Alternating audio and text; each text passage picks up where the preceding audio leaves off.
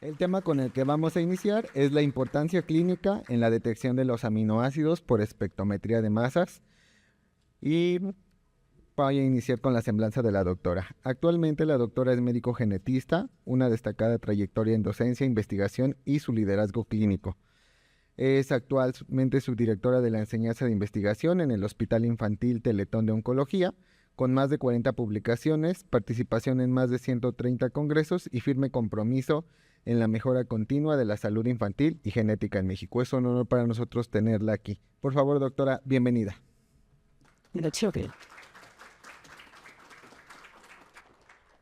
Bueno, pues muchas gracias. Gracias a los organizadores por tomarnos en cuenta con este tema.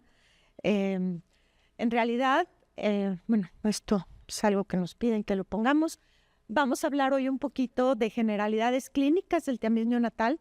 Es muy afortunado haber tenido esta fase preanalítica sobre cómo se hace la toma de muestras y a lo mejor ustedes me van a escuchar decir cosas no tan canónicas acerca de la necesidad del tamiz neonatal que tenemos en nuestro país.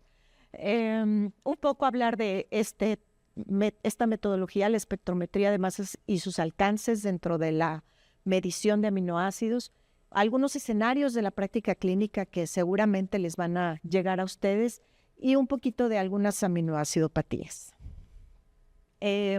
Sabemos que el tamiz como tal está enfocado a detectar errores innatos del metabolismo y la verdad es que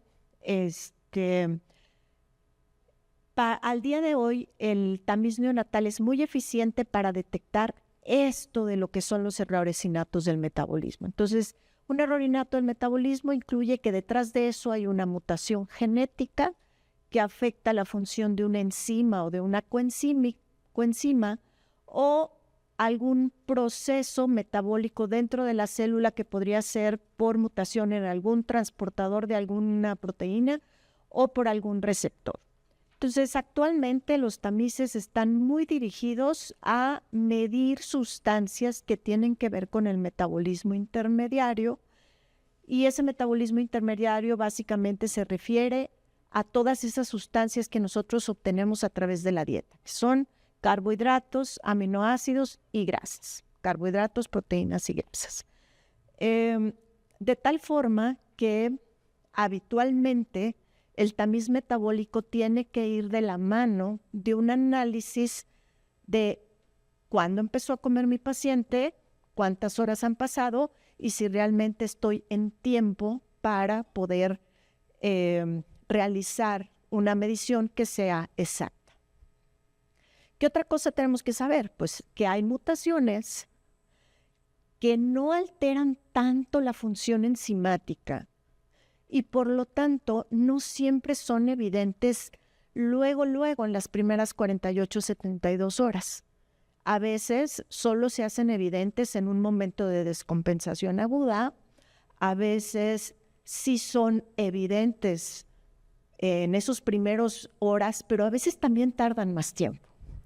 Y eso es una necesidad clínica que de alguna forma no hemos satisfecho de manera global en nuestro país, puesto que los lineamientos que tenemos ahorita para análisis metabólico del recién nacido, pues se limitan a unas cuantas horas después de nacer, cuando en realidad un error innato del metabolismo puede tener una presentación que puede ir a lo largo de la vida. Entonces, necesidades de hacer mediciones metabólicas se tienen a lo largo de toda la vida, incluyendo la vida adulta. Entonces, hay unas formas de deficiencias enzimáticas que no van a ser inmediatamente evidentes. Entonces, ¿por qué? Una de las cosas que sería importante recordar es el tamiz más amplio al que puede acceder ahorita un recién nacido identifica 100 enfermedades. ¿Cuántas enfermedades metabólicas hay? Como 1,500. Entonces, ¿cómo se hace para decidir qué enfermedades sí entran en un tamiz metabólico y cuáles no? pues se hizo con estos criterios. Uno tiene que ser la frecuencia. ¿Nosotros estamos seguros que las enfermedades que tamizamos son las más frecuentes del país? La verdad, no. No, porque no tenemos esos análisis que permitirían tener una idea epidemiológica de lo que está pasando en el país, ¿no? Pero bueno, lo que estamos tamizando es lo más frecuente. ¿Qué más tenemos que saber? En otros países, como en Estados Unidos, cada estado, cada región tiene su propia legislación sobre qué tamiza y qué no tamiza. Y a veces hay cosas tan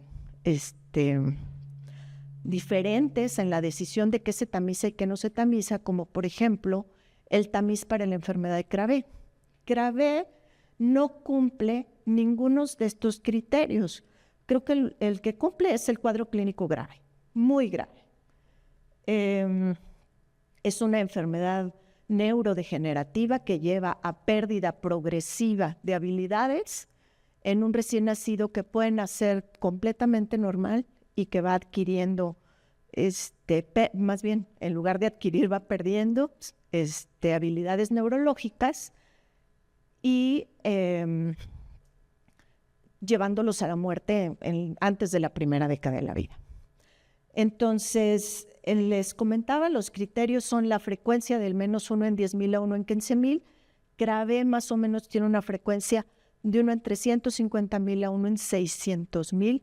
Ya les comenté, si tiene un cuadro clínico grave, sí es difícil de diagnosticar, sí tiene una frase preclínica sintomática, sí tiene un marcador bioquímico con una buena sensibilidad y una buena especificidad, y no tiene un tratamiento que mejore el pronóstico y, por lo tanto, no hay una adecuada relación costo-beneficio. ¿Qué pasó con enfermedad de Krabbe? Que esta enfermedad la tuvo el hijo de un futbolista, de un jugador de fútbol americano, y dijo, por lo menos en mi estado, yo le voy a pagar que todos los recién nacidos tengan tamiz para esta enfermedad, porque a mí, como familia, me hubiera servido mucho tener un diagnóstico más oportuno. Entonces, así funcionan un poco las cosas en cuanto a qué se incluye y qué no se incluye. Aquí en México, el tamiz que se hace en la mayor parte de las instituciones de salud, IMSS, ISSSTE, Secretaría de Salud, es para 4 o 5 enfermedades. No sé si ¿alguien sabe por ahí cuáles son las 4 o 5?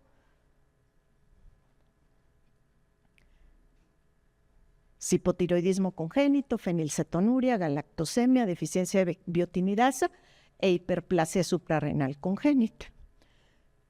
Entonces, pues nosotros asumimos que esas 5 enfermedades que se tamizan en el sector salud, pues sí cumplen todos estos criterios. Sin embargo, existen otras 95 enfermedades que también podrían cumplir esos criterios y que vale la pena considerar que se hacen dentro de estos programas de tamices ampliados que se hacen fuera de ese entorno de la seguridad social de este país. Entonces, se mencionaron ya mucho de las características que tiene que tener la toma de muestra. ¿Qué otra cosa tenemos que tener en cuenta? Es que nuestro recién nacido tiene que haber tenido la oportunidad de haber tenido por lo menos 2 tomas, porque ya les expliqué que la mayor parte de lo que medimos en un tamiz neonatal pues son elementos de deficiencias enzimáticas que solo se van a hacer evidentes cuando yo esté expuesto a la sustancia, ¿no? Entonces, 48 a 72 horas, lo ideal. Una pregunta que hagan de cuenta que no se las voy a decir, pero sí,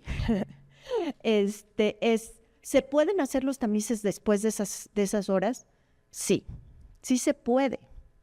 Se debe, pues yo les diría, en el contexto de cómo funciona en nuestro sistema de salud, no tenemos otro estudio mejor, ni más al alcance. Entonces, si mi paciente tiene más de 7 días, si yo ya estoy sospechando alguna cosa, de todas maneras se lo podemos hacer, sí, se los podemos hacer. ¿Tiene temas de interpretación del resultado? Sí, tiene temas. Pero los temas que tiene, pues los expertos lo sabemos muy bien. Entonces, si el estudio se lo están pidiendo y sale algo anormal, lo siguiente es que lo van a mantener al experto y el experto no te va a decir, ay, este no sirve para nada, ¿no? Te va a decir, ok, ya tengo una idea qué sigue de poderle hacer a este paciente. Entonces, normalmente sí les van a llegar a sus laboratorios solicitudes fuera de este rango y la verdad es que sí suma a un paciente que ya tiene sospecha el por lo menos tener un resultado de un tamiz, ¿no? Siempre es importante tener en cuenta que habitualmente los kits que se utilizan por los laboratorios clínicos tienen sus propios puntos de corte, tienen sus propios testigos, tienen sus propias formas internas de validar el resultado, pero de alguna forma siempre es importante que los laboratorios que se dedican a esto lleven sus propias estadísticas. A mí me tocó en algún momento estar en un laboratorio en el norte del país, en donde de alguna forma nos percatamos que entre nuestra población tendían a salir resultados fuera de rango para tirosina, y esto era por el tipo de población a la que estamos estudiando. Entonces, siempre va a ser necesario tener mucha certeza cuáles son los niveles de corte internacional, cuáles son los niveles de corte nacional y generar también nuestros propios niveles de corte, tener un sistema de seguimiento. Yo ya entregué un resultado normal, pero ¿cómo estaban esos valores? Tienden a estar en los extremos más altos, tienden a estar en los extremos más bajos. Sería bueno ir generando nuestra propia estadística. Ya les había comentado, el tamiz neonatal en México, en la mayor parte del sector salud hace 4 o 5 enfermedades. La mayor cantidad de enfermedades que se pueden detectar en México por tamiz son hasta 110. Específicamente el tema que hablamos hoy, que son las aminoacidopatías, un tamiz metabólico realizado con la técnica de espectrometría de masas en tándem puede detectar hasta 38 desórdenes de aminoácidos. Aproximadamente, y fíjense cómo aquí tenemos un espacio de oportunidad, porque finalmente en toda Latinoamérica no sube alrededor del 50% de recién nacidos tamizados. Eso quiere decir que faltan estrategias de diagnóstico y de implementación para lo que sería un tema de tamiz neonatal. ¿Qué otra cosa falta en el país? Pues en el país creo que hemos estado siendo ya muy eficientes en tener estandarizado el momento de la toma, estandarizado el análisis, estandarizado la técnica de entregar resultados, pero lo que no tenemos es esta parte. Fíjense que es un problema súper grave porque, normalmente si un tamiz metabólico sale anormal, ¿quién recibe ese resultado? El pediatra. Y el pediatra, de verdad, no sabe qué hacer cuando le llega un resultado anormal. Por ejemplo, a veces el resultado anormal trae 0.2 de diferencia entre el nivel de corte y el nivel del paciente. Y entonces es un desastre porque la familia está súper alarmada. Todo el mundo al tamiz metabólico lo conoce como el tamiz del retraso. Entonces ya en automático los papás están viajando a pensar escenarios muy trágicos cuando la variación que tiene el paciente es mínima. Realmente para diagnosticar un error innato del metabolismo tienen que ser variaciones significativas de los niveles. Entonces, ¿qué sumaría muchísimo? Pues que nosotros no viéramos el tamiz metabólico como un estudio más, sino como un servicio en el que sí tenemos que retroalimentar un poquito más en el sentido de el resultado muestra variaciones no significativas, solo se recomienda repetir, ¿no? Que eso es lo que hacemos habitualmente cuando tenemos un resultado con variaciones no significativas. Solo se recomienda repetir. En ocasiones, a veces se toman decisiones sobre suspender la leche y ponerlo así y hacerle esto a otro al paciente, cuando todavía no estamos en esa fase de confirmación diagnóstica. Entonces, es importante, una de las cosas que quisiera comentarles es importante que sumemos a la generación del conocimiento, pero claro, teniendo como esa información que va a llevar al médico a tomar mejores decisiones. Y esto es algo completamente inusual, ¿no? Porque normalmente tú reportas una biometría hemática y no le tienes que mandar una interpretación al médico, ¿verdad? El médico sabe perfecto cuándo sí le va a empezar tratamiento, cuándo es una variación marginal. En el caso del tamiz, normalmente de 10 pacientes que me llegan a mí con tamices anormales, se hubiera resuelto nada más repitiendo el estudio. Entonces, son muy pocos los que sí necesitaban tener una opinión experta mía. O sea, con que el que leyó primera vez el resultado hubiera tenido claro qué hacer, hubiera sido suficiente.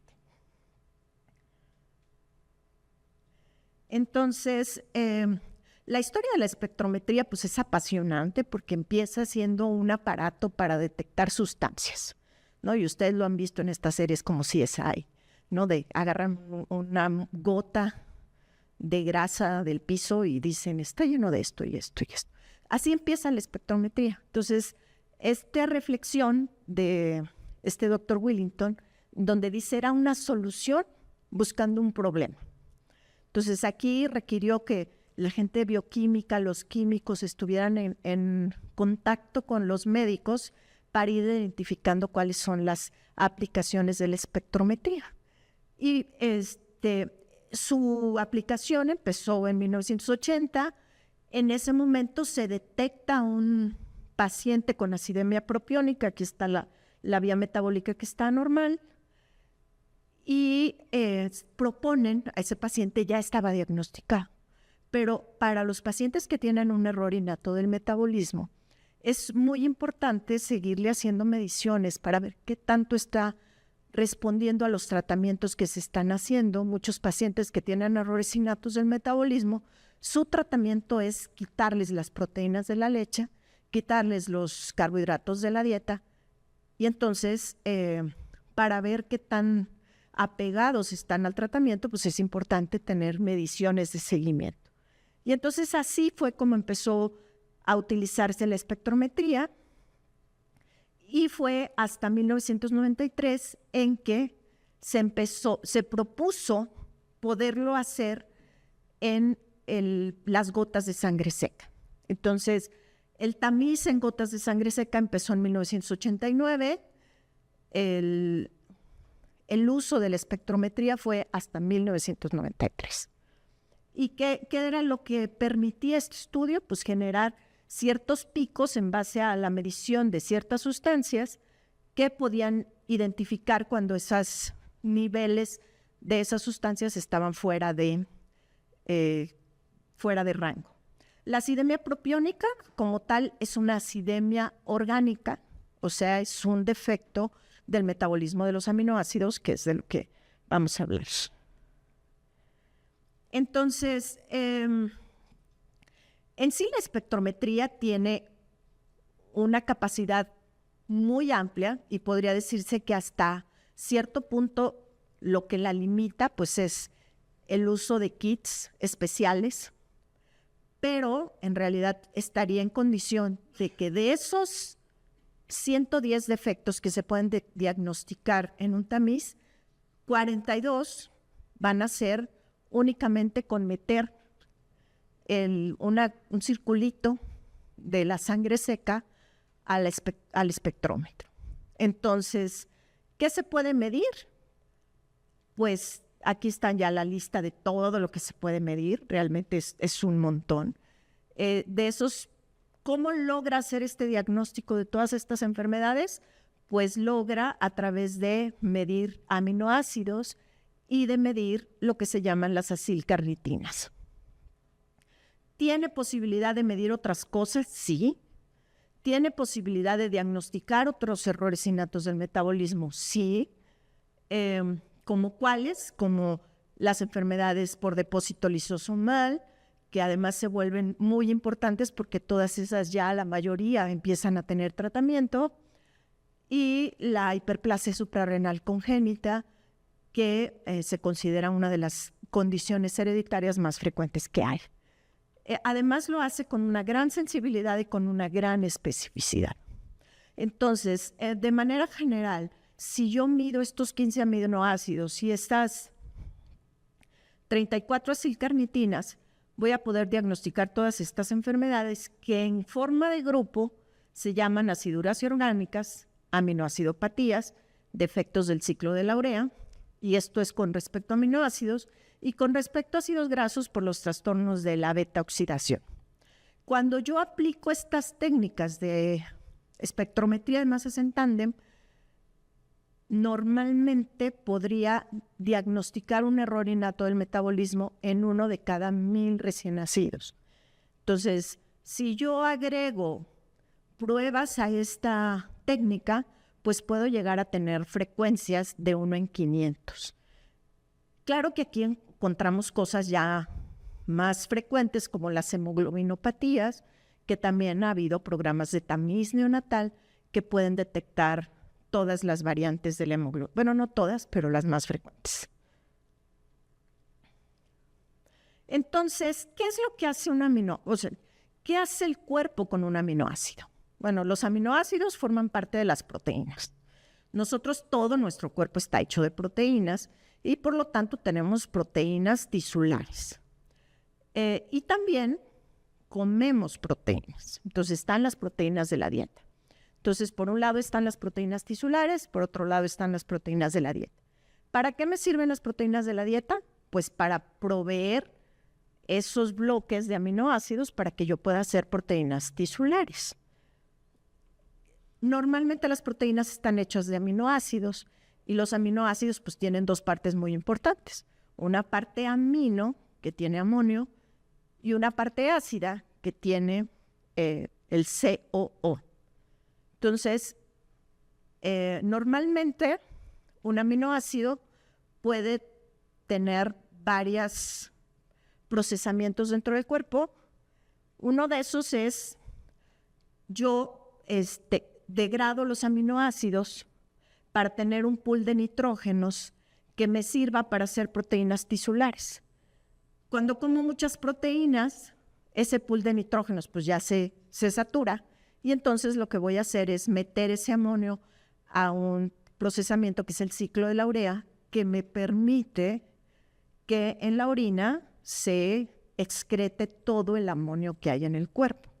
Si yo tengo un defecto en ese ciclo de la urea, pues mi principal manifestación clínica va a ser la hiperamonemia.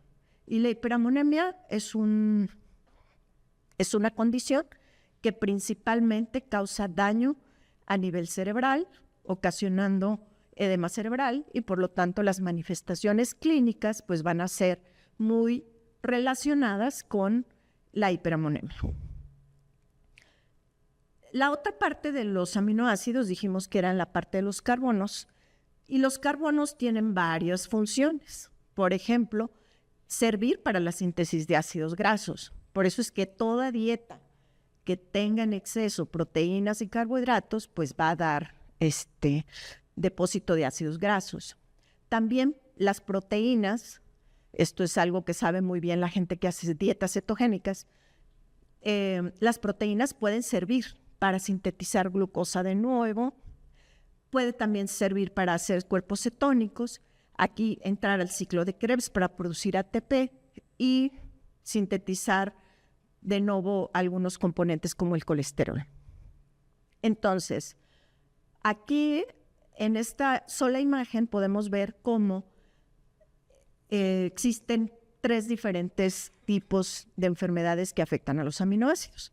Las que tienen que ver con la degradación tal cual de aminoácido y con la producción de algunos derivados de aminoácidos, lo que es el ciclo de la urea y cuando yo no me puedo deshacer de la parte del carbón del aminoácido. Entonces, esa parte del carbón es la parte ácida del aminoácido y entonces en esas enfermedades la principal manifestación va a ser acidosis metabólica, porque voy a tener muchos componentes de estos esqueletos de carbono que van a hacer que mi paciente tenga un cuadro muy grave. Entonces, por un lado es hiperamonemia, por otro lado es acidosis metabólica, que serían los 2 marcadores de sangre que me van a hacer sospechar fuertemente que estoy teniendo un problema de los aminoácidos. Entonces, como les comentaba, existen algunos kits que ya de manera automatizada permiten detectar varias de las enfermedades de los aminoácidos.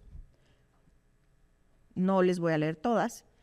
De los defectos del ciclo de la urea, el ciclo de la urea no sé si se acuerdan, pero tiene 6 enzimas y la medición de cada uno de los elementos de los diferentes pasos de degradación del amonio, pues puede medirse en un tamiz metabólico, así como todas las acidemias orgánicas, que son todas estas. Ok, entonces, para además de medir sustancias del tamiz neonatal, pues la espectrometría de masas en tándem está empezando a ser como el fundamento de esto que se llama metabolómica proteómica, es decir, en los próximos años estaremos midiendo más sustancias a través de la espectrometría, pero algo que es importante mencionar, que esta misma técnica también se puede usar para hacer seguimiento a los pacientes con errores innatos del metabolismo. El tema es que necesito hacer una estandarización para poder medir los aminoácidos en otros especímenes, como por ejemplo en plasma, en orina, en líquido cefalorraquídeo.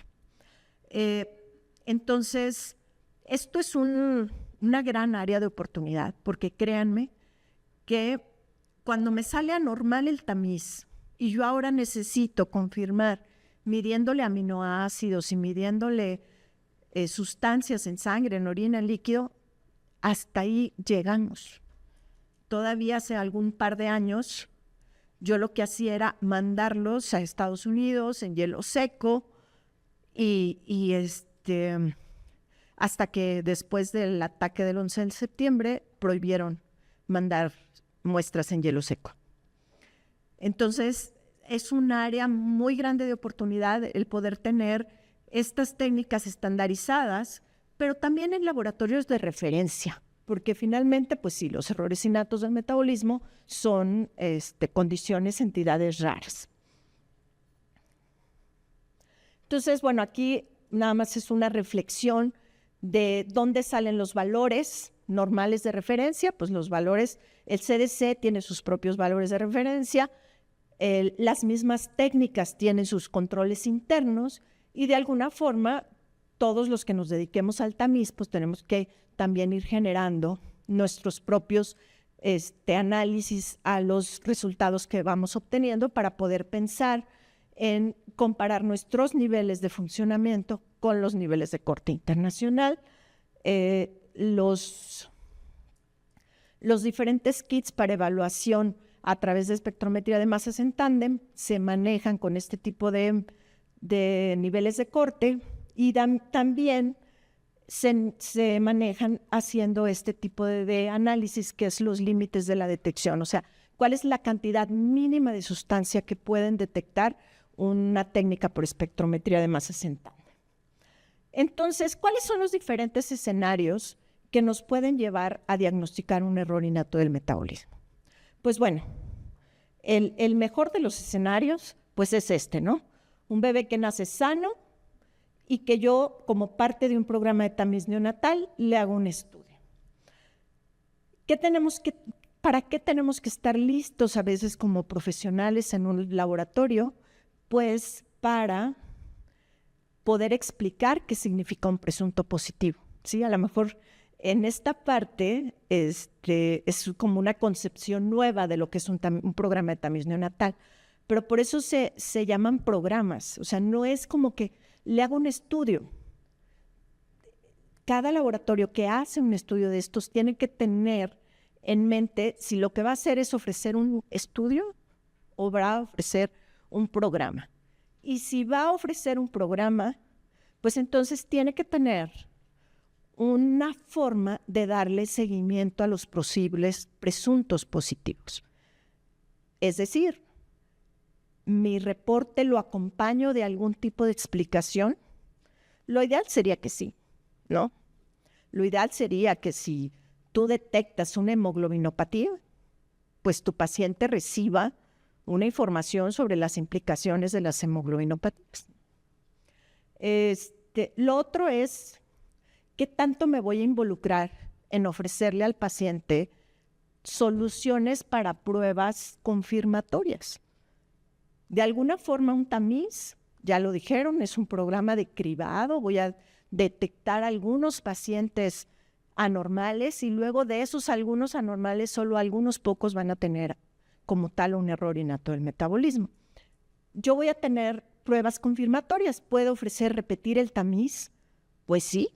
Idealmente, en todos los casos, voy a repetir el tamiz. Y aquí es donde la primera situación, ¿verdad? Si el bebé ya tiene más de 7 días, ¿no le puedo repetir el tamiz? Sí le puedo repetir el tamiz, ¿sí? Sobre todo en esos casos con un bajo índice de sospecha.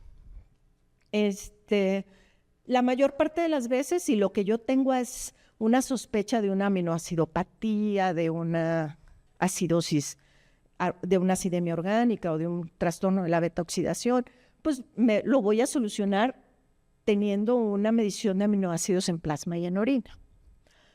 La verdad es que ahorita ya los genetistas nos estamos empezando a saltar muchos pasos por la posibilidad de ya hacer estudios directos de ADN. Y entonces aquí, no sé qué tanto ustedes sepan, pero se pueden hacer ya tamices neonatales basados en ADN. Y entonces esos van y detectan hasta 250 enfermedades, ¿sí? En un estilo de tamiz, ¿sí? Ahora, si el paciente llega a tu consultorio y te dice, yo quiero de todo, también hay opciones. Habría que pensar qué podemos ofrecer a un recién nacido. Pero sí ha empezado a ser una opción lo del tema del ADN, porque el tema del ADN es, yo puedo mandar cualquier muestra a cualquier lado del mundo sin necesidad de que vaya en hielo seco y obtener un resultado súper amplio de lo que son los errores innatos del metabolismo. Y siempre hay que tener como esa posibilidad de decir, un experto va a determinar a qué paciente le voy a mandar una recomendación que nada más diga repetir el estudio y a qué paciente le voy a decir urge que vaya a una consulta. Y la otra, que incluso lo he llegado a ver con algunos laboratorios especializados en tamiz, es que la mayor parte de estos pacientes puede llegar a necesitar alimentación especial, y entonces incluso esa parte de tener los contactos para las leches especiales es algo que forma parte de los programas de tamiz. La verdad, ¿quién es el principal responsable de que existiera un programa de tamiz de este estilo? Pues la verdad es el gobierno. O sea, yo voy a estar haciendo un montón de estudios sin tener soluciones para y de verdad no las hay, ¿no? De verdad no las hay. Ok, este es un recurso bastante sencillo en donde vienen todas las guías de actuación en caso de un resultado anormal del tamiz neonatal, ¿sí? Es decir, me sale con la fenilalanina elevada, viene un flujo, es una hoja, un PDF, una hoja, con todo lo que tendrías que hacer una vez que te sale un resultado anormal, ¿no? Y esto está albergado en lo que es la página del Colegio Americano de Genética. Ahí vienen recursos para la práctica, y luego ahí vienen estas guías de actuación y algoritmos, y todos estos algoritmos están basados en recomendaciones cuando un resultado del tamiz neonatal me sale anormal. ¿Cuál es el otro escenario? El escenario que no es tamiz. Pues casi siempre es un bebé que empieza con un montón de manifestaciones clínicas, que se pone súper mal, y entonces lo tengo en una unidad de cuidados intensivos, que van escalando la magnitud de los síntomas. A veces empiezan con irritabilidad, y luego empiezan con rechazo a la alimentación, y luego con vómito, y luego con distensión abdominal, y luego con síntomas neurológicos que van desde epilepsia, hipotonía, hasta letargia, coma, y esto va escalando. La verdad es que muchos de estos pacientes están diagnosticados con sepsis, con neumonía, con cardiopatía, con cualquier cosa que le pasa a un recién nacido. Y es que siempre que escuchamos pláticas de tamiz neonatal nos dicen, el recién nacido tiene muy poco repertorio de manifestaciones clínicas para decir que está mal. Se pone llorón, deja de comer y empieza a tener manifestaciones neurológicas. Entonces, eso le pasa cuando tiene sepsis, cuando tiene neumonía, cuando tiene una cardiopatía, cuando tiene cualquier otra cosa que no sea un error innato del metabolismo. Entonces, ¿cuándo voy a sospechar un error innato? Cuando el paciente no responda de manera habitual al tratamiento y cuando no tenga yo factores de riesgo.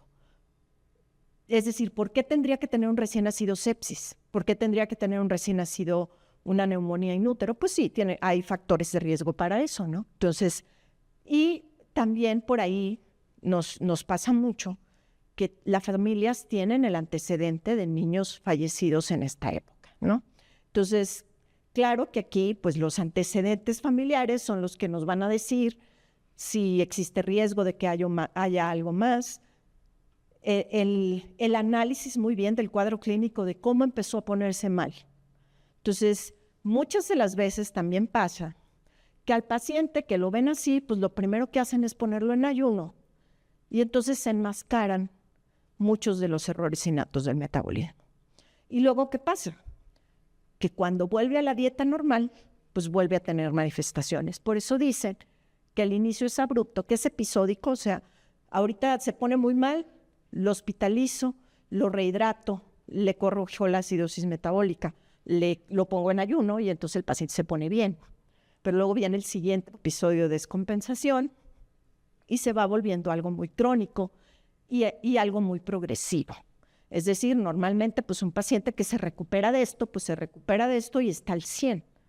Si su recuperación de eso no es al 100, pues también es un momento de empezar a sospechar un error innato del metabolismo.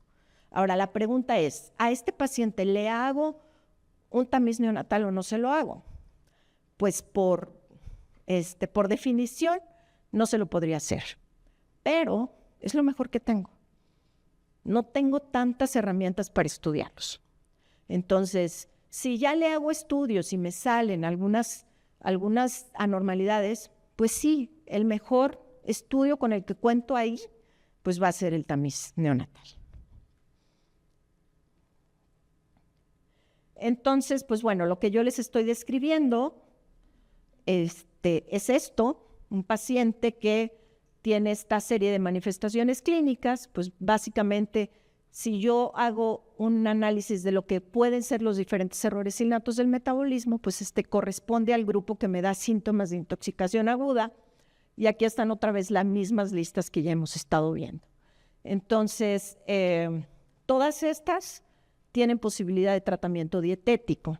Todas estas me van a dar una serie de anormalidades bioquímicas que me van a ir fundamentando la posibilidad de tener un error innato del metabolismo. Entonces, pues otra de las cosas que nos ayuda mucho en el abordaje de ese tipo de pacientes, pues es interrogar los antecedentes familiares, la historia de consanguinidad. La mayor parte de los errores innatos del metabolismo tienen una forma de herencia en donde los papás son sanos, pero portadores, y cada vez que se embaracen, pues tienen un 25% de probabilidad. Entonces, si tenemos estos antecedentes familiares, pues vamos haciendo más sólida la sospecha de un error innato del metabolismo. También la excreción de sustancias por la orina a veces tiene olor.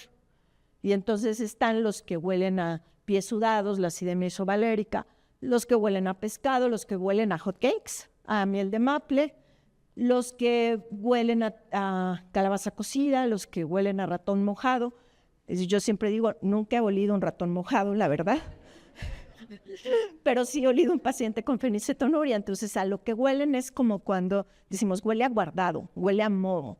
¿Sí? Cuando entramos a esos lugares muy húmedos y que abrimos así la puerta y se nos viene un olor como eso, a eso huele el error, la fenilcetonuria. En la orina de jarabe aquí, bueno, técnica que probablemente ustedes no tengan que utilizar, pero normalmente cuando yo les quito el pañal, lo primero que se me viene de olor es el olor a urea, ¿sí? Entonces tenemos que dejar que pase un poco el olor a urea y entonces sí, ya olemos el pañal y vamos a oler esto. Ahora, no nada más es el pañal, a veces es la piel, a veces es el cerumen, también les huele, pero pues ningún médico que esté aquí creo que ha tenido la precaución de oler el cerumen de sus pacientes, ¿verdad? Pero bueno, lo ponen en los textos. Entonces, de alguna otra forma, los pacientes que tienen errores innatos del metabolismo, pues van a tener necesidades de estudios por parte de los laboratorios clínicos. Y aquí están algunas de las listas de cosas que también les van a pedir relacionadas con un resultado anormal del tamiz, ¿no?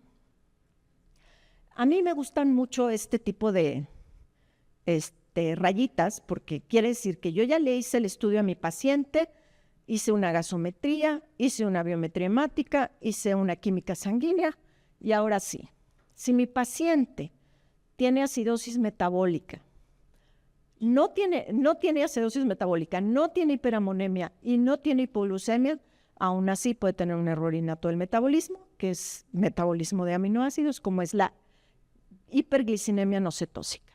Si predomina la hiperamonemia, aquí, pues solamente pueden ser dos cosas, o un trastorno del ciclo de la urea o una acidemia orgánica. Y aquí están, bueno, también los trastornos de la oxidación de ácidos grasos. Aquí hay dos tipos diferentes de hiperamonemia. La hiperamonemia porque realmente no puedo degradar el amonio en un ciclo de la urea, o porque estoy usando las proteínas porque no tengo otra fuente de energía, ¿no? Y esas son las hiperamonemias del ciclo de la urea, son hiperamonemias muy acentuadas, muy altas, y las hiperamonemias del catabolismo, de cuando estoy teniendo que usar las proteínas, son más moderadas, ¿no? Entonces, si tengo una acidosis metabólica grave, pues ¿de dónde vienen esos ácidos? Pues cuando es un error innato del metabolismo, solo hay tres fuentes de ácidos. La parte ácida del aminoácido, la parte ácida del ácido graso o el ácido láctico que se produce en la mitocondria. Entonces, si yo tengo una acidosis láctica que la veo en la gasometría, pues pienso en una mitocondriopatía. Si tengo una acidosis metabólica con el anion gap elevado, quiere decir que en la sangre de estos pacientes hay ácidos que no vienen ni del cloro ni del bicarbonato, y entonces vamos a pensar en una acidemia orgánica o en un trastorno de la oxidación de ácidos grasos. Si predomina la hipoglucemia, pues entonces tenemos que pensar en los defectos directamente de la síntesis de glucosa, como serían las glucogenopatías, los defectos del metabolismo de los carbohidratos y los efectos de la beta-oxidación. Acuérdense que la beta-oxidación es degradar los ácidos grasos cuando ya se me acabaron las fuentes de glucosa, ¿no? Por eso en los recién nacidos, que tienen muy poquita reserva de glucógeno, pues hacen pronto una hipoglucemia. Por eso es la indicación de que coman cada 3 horas, ¿sí? Entonces, este tipo de resultados me va a ser súper útil para saber en qué tipo de anormalidad metabólica estoy pensando. Entonces, aquí es súper importante tener muestras en el estado crítico, ¿sí? A ver, es mi paciente, yo ya le hice un tamiz metabólico que me salió normal, pero es de esos defectos que tienen un defecto en la secreción intermitente, ¿sí? Por ejemplo, es muy típico que los pacientes que tienen trastornos del ciclo de la urea puedan tolerar la carga proteica normal. Pero si tienes una carga proteica exagerada, y los mexicanos somos expertos en esto, ¿no? La carnita asada y el pozole y todo eso que nos hacen que de pronto tengamos sobrecargas proteicas, y entonces ahí es donde el paciente se pone mal. Entonces, finalmente todos hemos oído hablar del mal del puerco, ¿no? ¿Por qué nos da eso? Porque hay un exceso de amonio circulando que nos da sueño. Entonces, en estos pacientes, pues ese exceso de amonio circulando es tan elevado que los lleva a tener una crisis metabólica en donde predomina pues los hallazgos neurológicos, convulsiones, somnolencia, irritabilidad. Entonces, siempre es bueno guardar una muestra de ese momento, del momento en el que el paciente llega descompensado, porque es probable que una vez que yo le empiece mis tratamientos, pues ya no sea tan evidente la anormalidad metabólica. Y yo aquí les pongo pues el tubo que más conocemos, que es el de EDTA, porque casi siempre este tubo nos resuelve nuestras mayoría de necesidades con respecto a estudios metabólicos, ¿sí? Entonces, pues creo que me voy a tener que ir muy, muy rápido en estos últimos. Ya dijimos, trastornos del ciclo de la urea, predomina la hiperamonemia. Entonces, ¿qué cuadro vamos a tener? Pues casi siempre va a ser rechazo a la alimentación, vómitos, síntomas neurológicos, pero a la larga también van a dar manifestaciones crónicas, que son ¿cuáles? Pues retraso psicomotor y síntomas neurológicos. La verdad, hay una gráfica padrísima en donde se ve por cada, cómo es exponencial, por cada elevación de los niveles de amonio, cómo se va llevando a cabo la muerte neuronal, y en 7 horas continuas de hiperamonemia, el paciente ya ha perdido una cantidad significativa de neuronas como para tener un retraso psicomotor grave. Entonces, estas son de las cosas que urge empezar a tratar. ¿Cómo tratamos un trastorno del ciclo de la urea? Quitando las proteínas de la dieta, dando suplementación con algunos intermediarios del ciclo de la urea que me van a ayudar a que la vía metabólica funcione un poco mejor. Tenemos que dar algunas sustancias. Acuérdense que ciclo de la urea provee intermediarios para el ciclo de Krebs, y el ciclo de Krebs requiere carnitina para funcionar adecuadamente. Entonces, por eso es que le damos carnitina, ayudar al ciclo de Krebs, folato y piridoxina, porque son coenzimas de la mayor parte de enzimas que participan en la vía del metabolismo intermediario, y las medidas antiamonio conocidas, que son lactantes, antibióticos, quelantes, hasta la hemodiálisis. O sea, aquí a estos pacientes sí hay que ponerles toda la infraestructura hospitalaria para corregirles la hiperamonemia lo más pronto posible. Y luego están aquellos errores innatos del metabolismo, y por ejemplo la fenilalanina no nos produce ni hipoglucemia ni hiperamonemia, porque su problema es que no se puede sintetizar tirosina por diferentes efectos enzimáticos. O sea, aquí estamos viendo cómo esta enzima es la fenilalanina hidroxilasa, esta enzima es la de hidrofolato reductasa, y hay otras enzimas que participan en esto que es tan importante, en producir tirosina a partir de fenilalanina. Entonces, clínicamente, este paciente va a producir sustancias que matan las neuronas. Eso es una de las cosas. Pero lo otro que le va a pasar es que al no tener tirosina, no produce ni dopamina ni melanina. Entonces, ¿cuáles son las manifestaciones clínicas de estos pacientes? Pues si no produce melanina, pues tener pacientes más güeritos, ¿no? O sea, este color de persona normalmente no la vemos en nuestros escenarios habituales. Son como más blanquitos de lo habitual. Los productos de la fenilcetonuria que se acumulan en el cerebro pues van dando muerte neuronal progresiva. Entonces el cuadro clínico aquí nunca va a ser un cuadro como el que vimos del ciclo de la urea. Aquí va a ser un cuadro más progresivo, incluso hasta pasa desapercibido, ¿sí? Pasa desapercibido en el sentido de sospechar fuertemente un error innato del metabolismo. Entonces, además de la hipopigmentación por falta de melanina, también les falta, la tirosina es un aminoácido que sirve para sintetizar dopamina, entonces también les falta la dopamina y por eso es que ellos tienen síntomas de parkinsonismo y de temblor, y eso es por la falta de dopamina. Y aquí vienen este grupo de pacientes, que son los adultos que pueden tener cuadros que se parecen a enfermedades psiquiátricas como esquizofrenia, demencia, etc. Entonces, pues, ¿qué vamos a hacer? Pues necesitamos seleccionar bien qué tipo de paciente se va a beneficiar con hacer un estudio. Yo diría, ¿valdría la pena algún esquizofrénico hacerle un tamiz neonatal? Pues si es lo único que tenemos, hagámoselo, ¿sí? Nos va a servir para ir guiando nuestra sospecha diagnóstica. Difícilmente un paciente que tiene esquizofrenia por una hiperfenilalanemia me va a salir normal el tamiz. Si va a salir ahí la normalidad. A lo mejor me van a salir valores no tan acentuados, esos aquí se los pongo.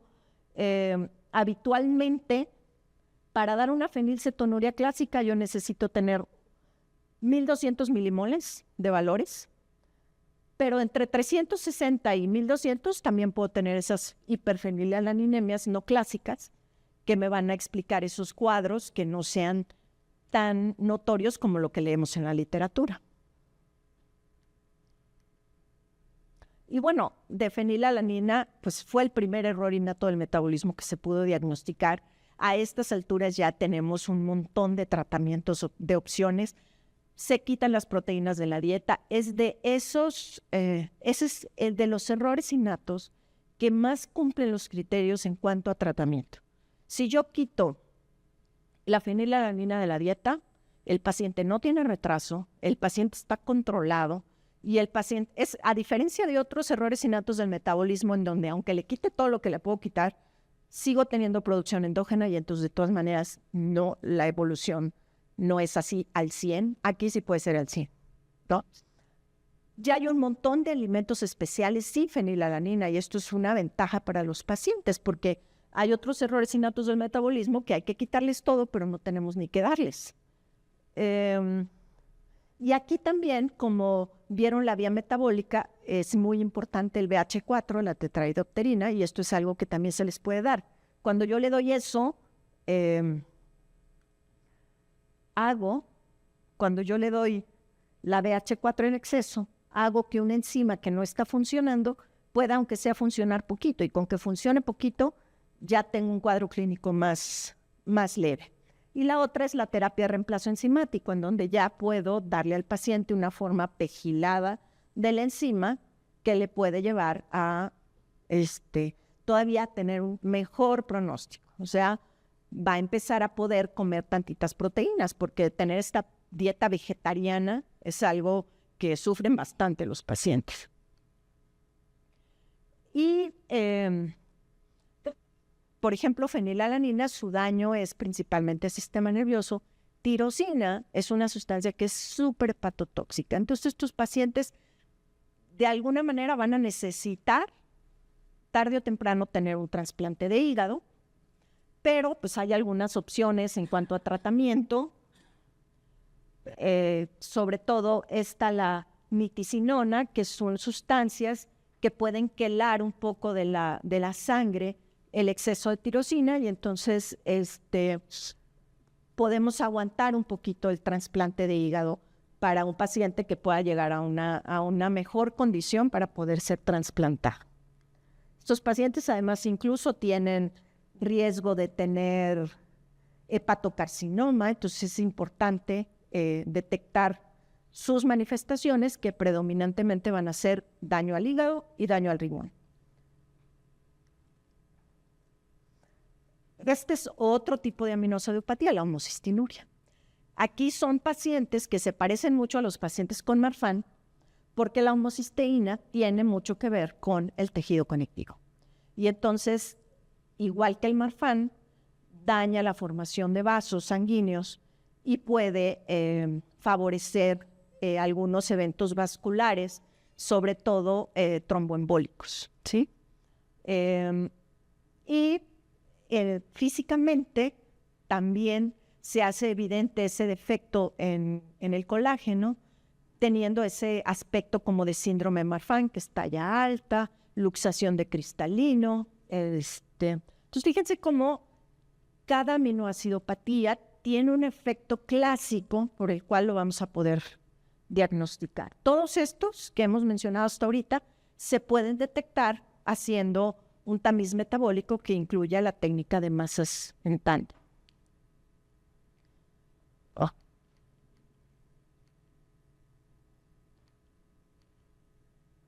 Y finalmente están unos aminoácidos que se llaman aminoácidos aromáticos.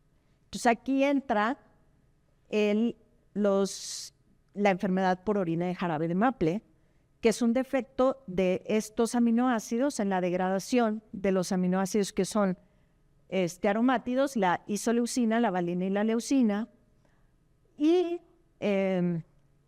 la primera parte de lo que es la degradación de estos aminoácidos son la enfermedad por orina de jarabe de maple, y en defectos subsiguientes siguen las otras 4 acidemias orgánicas, que se acuerdan que les decía, son esos pacientes que no se pueden deshacer de la parte carboxílica del aminoácido y entonces hacen una acidosis metabólica. Por eso es que se llama acidemia orgánica, porque en su sangre yo voy a detectar sustancias orgánicas que son los derivados de el ácido propiónico, el ácido isovalérico, el ácido glutárico y el ácido metilmalónico, lo voy a detectar en la sangre por una espectrometría de masas en tándem. Esto también es una superurgencia porque el paciente se pone acidótico muy complejo, también va a necesitar tratamientos, incluso hemodiálisis. Normalmente estos pacientes su acidosis no responde a la administración de bicarbonato, entonces hay que establecer parámetros importantes de, primero, pues claro, suspender las proteínas de la dieta, niveles antiamonio, porque estas también van a dar algo de hiperamonemia, y niveles para disminuir los ácidos en sangre. Entonces, de manera general, pues nuevamente, aquí depende mucho de la mutación en el ADN, qué tanto afecta la función enzimática para que yo tenga un cuadro clásico, severo, neonatal desde un inicio, o tenga formas intermitentes, o tenga formas del adulto. Y por eso es que la sospecha de un error innato del metabolismo se debe de mantener durante toda la vida. Aquí, bueno, ya hemos mencionado cómo todas las acidurias pudieran tener cierta evidencia de que algo no está bien en la orina.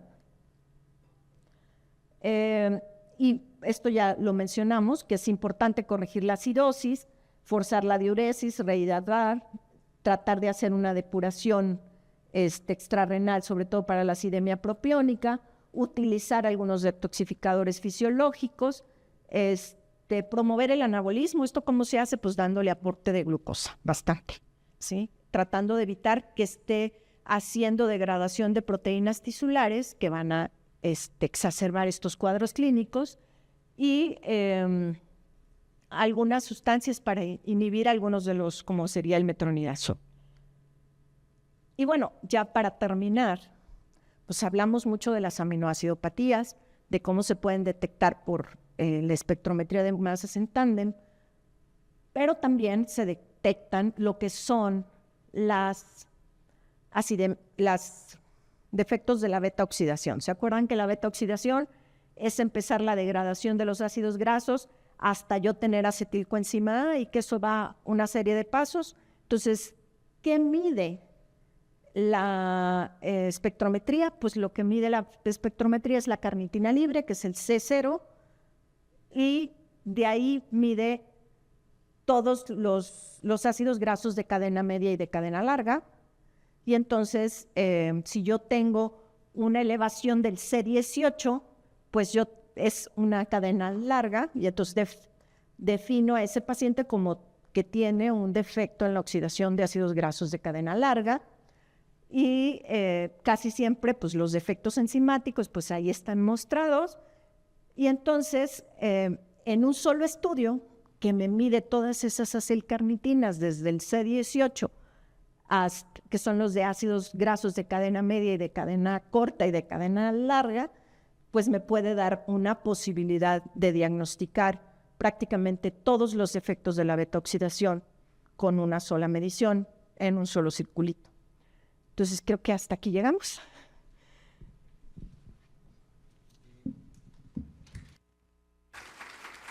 Un aplauso, por favor, a la doctora.